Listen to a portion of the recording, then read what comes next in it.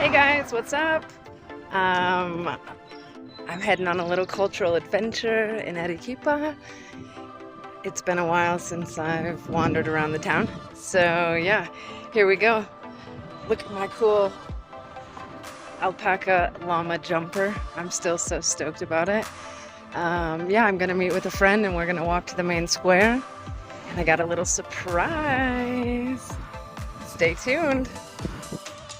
So last weekend, a friend and I, we were going to go on a bit of a historical, cultural adventure, and I just wanted to take you guys with me. I know that I haven't been posting as frequently as I have wanted, or maybe some of you have wanted, but I'm trying to make things with substance, and I live in a shared living space, so to video my day-to-day is a little bit awkward. So yeah, anyways, here I am. So we headed down to the main square, the Plaza de Armas, last weekend, and look at all the Christmas stuff. So not only did they have the biggest tree I've ever seen, they also had this life-size nativity scene. So that is a big baby Jesus right there, with the three wise men and a few accoutrements from the desert as well. Christmas wouldn't be complete without the Grinch, and let's throw Mario in there too. This is actually an old jail. So it looks like a castle, it's just plunked in the middle of town, and it was used as a jail. We actually saw an art exhibit at the end of this night that I showcased that is in fact pictures of that jail.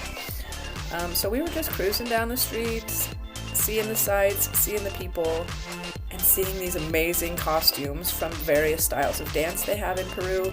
I'm really looking for a reason to wear one of these. This guy was juggling knives.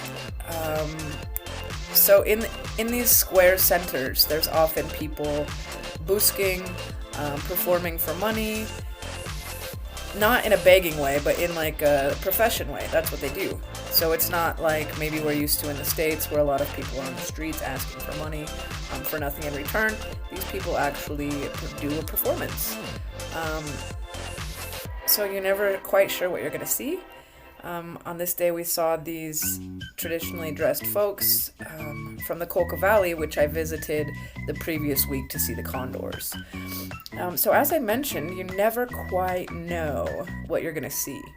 And this gentleman was no exception. At first I just thought he was a little bit maybe off his rocker, if you will.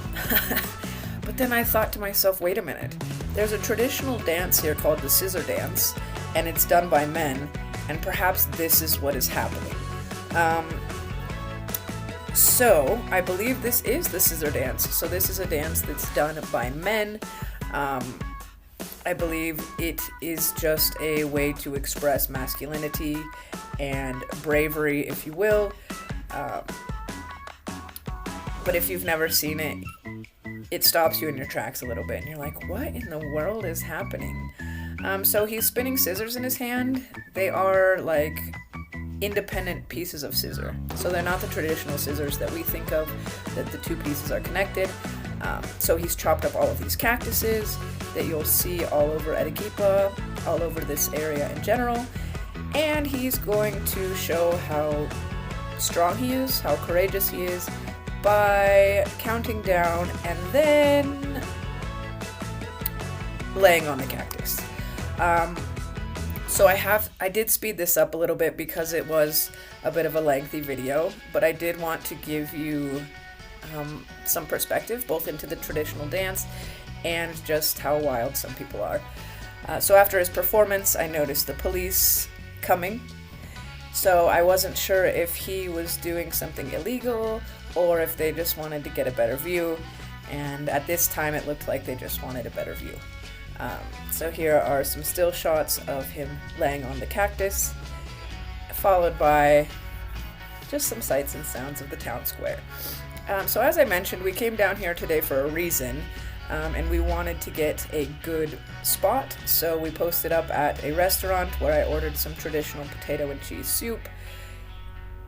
It was just okay, but the view was very good. So we were sitting on the second floor balcony, and we were waiting for an attempt to break a world record for the most dancers dancing a traditional watiti dance at one time. This dance is a traditional dance to the area, so I don't actually know how many people do this dance. But either way, we wanted to come down and catch a glimpse. So we were waiting and waiting and waiting. They were supposed to start at 5:30, but typical of Peruvian time, things did start a little late. So as you've seen in the video, it's now gone from daytime to evening, and we were patiently waiting the watiti dancers. So here they are. I did speed the video up a bit because there's a lot of different style of watiti dancing. Again, this was a world record attempt, so there's a lot of them, and sometimes you can't hear the music really well, so I just put some different music and sped it up a little bit. So this is a dance that is being done at walking pace. Just to be clear, they're not spinning in circles like they're mental. It is a slow pace. They had been walking for several blocks at this point, and they are going to go all the way around the square. So at first glance, a lot of these costumes, they look the same, but the details in each costume are different. Often the hats are different. Sometimes they hold things in their hands. So there are slight variations within the costumes, but all of them are very beautiful. So the watiti dance traditionally is done in the district of Arequipa. So they have bigger districts and then cities within the districts. I know. And I live in the city of Arequipa, but also in the district of Arequipa. So these people can be found living in the Colca Valley. So that's where I was if you caught my last video with the condors. So that is several hours from here, but it is still in fact in the same district. Traditionally, this dance is known as the dance of love. So legend has it, many years ago, a rich girl from a village had fallen in love with a poor boy from a different village. And unfortunately, they were not allowed to be together.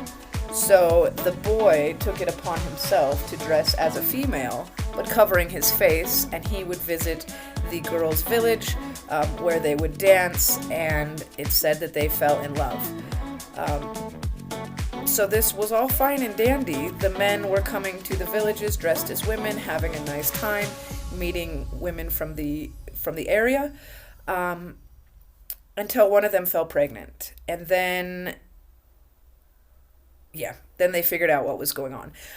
So long story short, this is how you found a husband. Which I think is so much more interesting than going to the bar or swiping right on Tinder, which nothing wrong with it, but this is such an intriguing way to meet a partner. So again, traditionally, you fell in love with the lure of their dance and not specifically their physical appearance. So I think that's also quite nice too. So this is known as the couple's dance, the dance of love, the watiti. So from this view, it looks like they're all women because they all are adorned in skirts. But when you do look closer, or you get to look at the men, you will realize that their faces are covered. So they were accompanied by a band. The band was a brass band, and maybe traditionally there is a variation in music, but for this experience, that was the same stuff pretty much over and over. We did have a nice time at the restaurant, and I did click this picture of somebody. I have no idea who it is, but I thought it turned out nice and wanted to add it. So here's a different style. So the skirts remain the same, but the hats here are a little bit different. I did slow this one down so you could really see the pace and the rhythm of the dance. They don't usually walk and do it, but this again was attempting to break a world record. So there you have it. Some people from the crowd, local people, joined in just their street clothes, but the costumes were phenomenal. But I do expect they were quite hot. So we did head downstairs to get a better view. We got the view from them coming in, the procession arriving, and the dance from above. But here we are getting a front row view for the dance on the ground. So it's the same stuff, but the cops were nice. They were cordoning us off to give the dancers enough space. They were polite.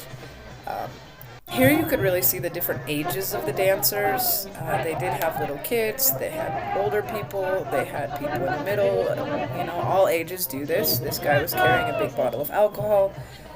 Um, I'm sure there is a story behind all of this, but forgive me, I don't know everything. But just look at those skirts.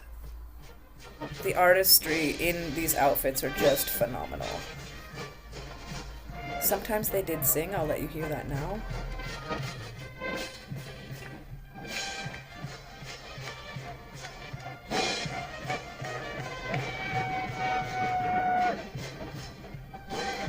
Here you can really see the detail on the hats. When I went to visit the Condors, I actually looked into buying a hat, and I looked ridiculous. So unfortunately, I haven't found the perfect hat yet, but I'm looking, because there's a lot of really good hats. So the dance is quite simple. It's like left, right, spin, spin, spin. Maybe a little bit more than that, but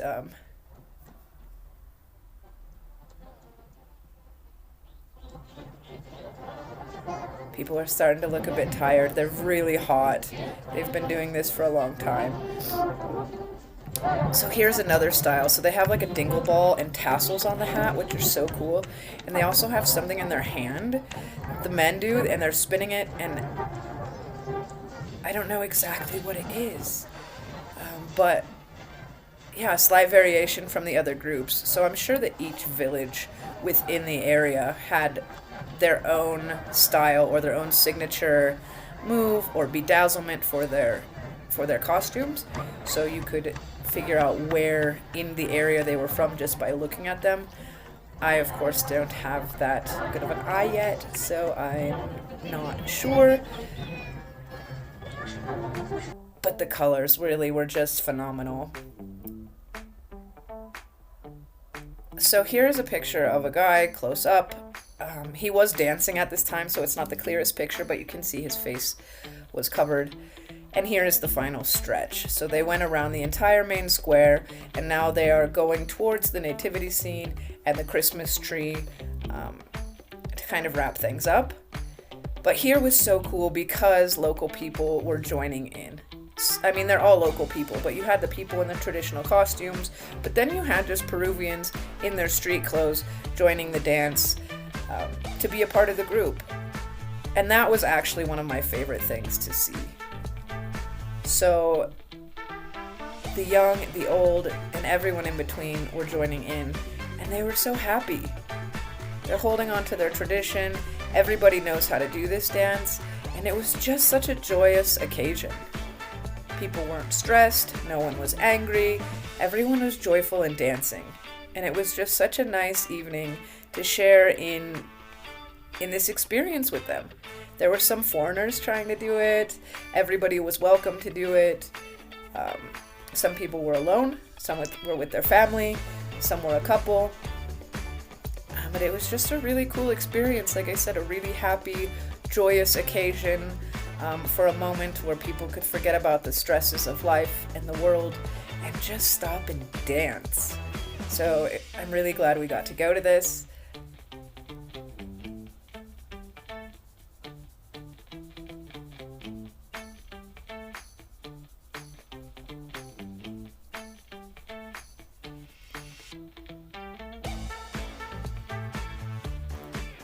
If there's one piece of advice that I give young people, it's to speak to your grandparents, speak to the people older than you, and learn their knowledge and the tradition and the wisdom, because once it's gone, it's gone. And just look how much joy the watiti dance has brought and still brings the Peruvian people of this region today. It was just really a cool experience. And as we were walking out, these are photos from that jail that I showed previously, and it just happened to be the case that they were showcasing these photos on the same day I realized that was a jail. So yeah, it was a really cool experience, a cool historical and cultural night out, and per usual, I'm always making friends. So yeah, thanks for joining me in the Waititi dance. Make sure you subscribe to my channel, click the like button, the notification bell, all of those things. I appreciate you all so much for supporting me on this journey, and I hope you all have a wonderful holiday season. Until next time, bye!